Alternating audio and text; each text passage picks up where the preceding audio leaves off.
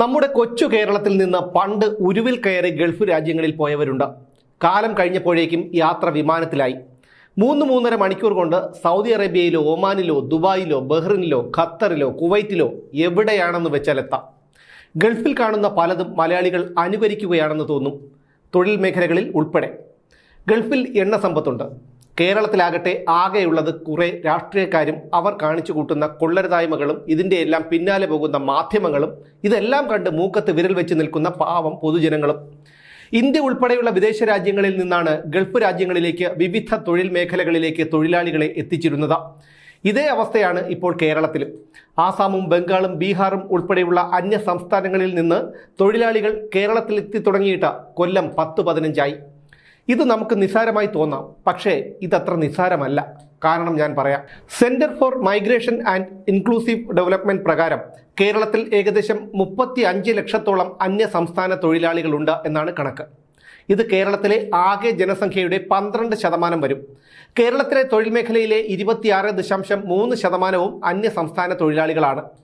ഇവരുടെ മാസവേതനമാകട്ടെ 16,000 രൂപ മുതൽ 35,000 രൂപ വരെയാണ്. 38,863 ചതുരശ്ര കിലോമീറ്റർ വിസ്തീർണമുള്ള കേരളത്തിലെ ജനസംഖ്യ 2011 നടന്ന സെൻസസ് അനുസരിച്ച് 3,33,87,677 ആണ്. ഇവിടെയാണ് ആകെ ജനസംഖ്യയുടെ 12% വരുന്ന അന്യ സംസ്ഥാന തൊഴിലാളികൾ വന്നു പണിയെടുക്കുന്നത്. ഈ അന്യ സംസ്ഥാന തൊഴിലാളികളുടെ ശരാശരി മാസശമ്പളം 16,000 മുതൽ 35,000 രൂപ വരെയാണെന്ന് പറഞ്ഞല്ലോ. 35 ലക്ഷത്തോളം അന്യ സംസ്ഥാന തൊഴിലാളികളാണ് ഇവിടെയുള്ളത്. ഒരാൾ ഒരു മാസം 10,000 രൂപ വീതം അവരുടെ നാട്ടിലേക്ക് അയക്കുന്നു എന്നിരിക്കട്ടെ. അങ്ങനെയെങ്കിൽ 3,500 കോടി രൂപ മാസാമാസം കേരളത്തിൽ നിന്ന് അന്യ സംസ്ഥാനങ്ങളിലേക്ക് ഒഴുകുന്നുണ്ട്. ഇതൊരു ഉദാഹരണമായി പറഞ്ഞ ഏറ്റവും കുറഞ്ഞ കണക്കാണ്. ഇനി എന്തുകൊണ്ടാണ് അന്യ സംസ്ഥാന തൊഴിലാളികൾ കേരളത്തിലേക്ക് ഒഴുകിയെത്തുന്നത്? അതിന് 2 കാരണങ്ങളുണ്ട്. ഒന്ന്, അവരുടെ നാട്ടിൽ കുറ്റകൃത്യങ്ങൾ ചെയ്തിട്ട് ഒളിവിൽ വരുന്നവർ. അത്തരക്കാരിൽ പലരും ഇവിടെ വന്നും കുറ്റകൃത്യങ്ങളിൽ ഏർപ്പെടാറുണ്ട്. തീവ്രവാദവും മോഷണവും മയക്കുമരുന്ന് കച്ചവടവും കൊലപാതകവും അടക്കം എന്ത് കുറ്റകൃത്യങ്ങൾക്കും വളക്കൂറുള്ള മണ്ണാണ് കേരളമെന്ന് അവർ നന്നായി മനസ്സിലാക്കി കഴിഞ്ഞിരിക്കുന്നു. ഇനി രണ്ടാമത്തെ കാരണം, കേരളത്തിലെ ജനങ്ങളിൽ വലിയൊരു വിഭാഗവും കുഴിമടിയന്മാരാണെന്നും വൈറ്റ് കോളർ ജോലിക്ക് അടിമകളാണെന്നും കടത്തിണ്ണയിൽ ചൊറിയും കുത്തിയിരുന്ന് വഴിയെ പോകുന്നവനെ അപവാദം പറയുന്നവനും അവൻ്റെ വീട്ടിൽ എന്തെങ്കിലും ജോലിയുണ്ടെങ്കിൽ കൂലിക്ക് ആളെ വിളിച്ച് പണി ചെയ്യിപ്പിച്ചിട്ട് കടം വാങ്ങിയോ സ്വർണം പണയം വെച്ചോ പണിക്കാരൻ്റെ കൂലി കൊടുക്കുന്നവനുമാണെന്ന് തിരിച്ചറിയുക. അതായത് ഒരു പണിയും ഇല്ലെങ്കിലും സ്വന്തം വീട്ടിലെ പണി ചെയ്യാൻ അന്യനെ ആശ്രയിക്കുന്നവൻ എന്ന്. ഈ 2 കാരണങ്ങൾ കൊണ്ടാണ് അന്യ സംസ്ഥാനങ്ങളിൽ നിന്ന് കേരളത്തിലേക്ക് ഭായിമാരുടെ കുത്തൊഴുക്കുണ്ടാകുന്നത്. ഇനി കേരളത്തിൽ പണിയില്ലാത്തത് കൊണ്ടാണോ? അല്ല. കേരളത്തിലെ തൊഴിലില്ലായ്മ നിരക്ക് ഇന്ത്യയുടെ ദേശീയ ശരാശരിയേക്കാൾ കൂടുതലാണ്. ഇന്ത്യ ഗവൺമെന്റ് പ്രസിദ്ധീകരിച്ച പീരിയോഡിക് ലേബർ ഫോഴ്സ് സർവേ പ്രകാരം കേരളത്തിൽ 15-നും 29-നും ഇടയിൽ പ്രായമുള്ളവരുടെ തൊഴിലില്ലായ്മ നിരക്ക് 2020 ജനുവരി മുതൽ മാർച്ച് വരെ 40.5%. മാല പിടിച്ചു പറിക്കലും മയക്കുമരുന്ന് കച്ചവടവും കൂലിത്തല്ലും ഗുണ്ടാപ്പണിയുമാണ് ഇപ്പോൾ കേരളത്തിലെ വലിയൊരു ശതമാനം ചെറുപ്പക്കാരുടെയും തൊഴിൽ. ഇനി അല്പസ്വല്പം വിദ്യാഭ്യാസമുള്ളവരാണെങ്കിലോ ഭരണപക്ഷ പാർട്ടിയോടൊപ്പം ഒട്ടിനിന്ന് പിൻവാതിൽ വഴി ഏതെങ്കിലും സർക്കാർ സ്ഥാപനങ്ങളിൽ കയറിപ്പറ്റും. തൂമ്പാ പണിക്കാരൻ്റെ ദിവസ ശമ്പളം 1,000 രൂപ മുതൽ 1,200 രൂപ വരെയാണ്. അതും രാവിലെ 8 മണിക്ക് ജോലിക്കെത്തും. വസ്ത്രം മാറിയെടുത്ത് ഒരു ബീഡി കത്തിച്ച് വലിച്ചു തീരുമ്പോഴേക്കും 15-20 മിനിറ്റ് അങ്ങനെ പോകും. കൃത്യം 10 മണിക്ക് കാപ്പി കുടി. അതിനിടയിൽ പലതവണ ബീഡി വലിക്കും, വെറ്റില മുറുക്കും, അരമണിക്കൂർ കാപ്പി കുടിക്കാൻ ചിലവാകും. 2 മണിയാകുമ്പോൾ പണി മതിയാക്കി മംഗളം പാടും. ഇതിനിടയിലും ബീഡി വലിയും വെറ്റിലമുറുക്കും ചെറിയ വിശ്രമവും ഫോൺ വിളിയും വേറെ. ഇനി ഇതെല്ലാം സഹിച്ച് ഒരാളെ പണിക്ക് വിളിക്കാമെന്ന് വെച്ചാലോ? കാല് പിടിക്കണം. അവർക്ക് തോന്നുന്ന ദിവസം വരും, തോന്നുന്നത് പോലെ ചെയ്യും, തോന്നുമ്പോൾ പോകും. ഇതാരെയും പരിഹസിക്കാൻ പറഞ്ഞതല്ല, ഇത് അനുഭവിച്ചറിഞ്ഞ യാഥാർത്ഥ്യങ്ങളാണ്. മുമ്പൊന്നും ഇങ്ങനെ ഇല്ലായിരുന്നു. മലയാളിയുടെ ഈ മടിയും അലസതയുമാണ് അന്യ സംസ്ഥാന തൊഴിലാളികളെ കേരളത്തിലെത്തിച്ചത്.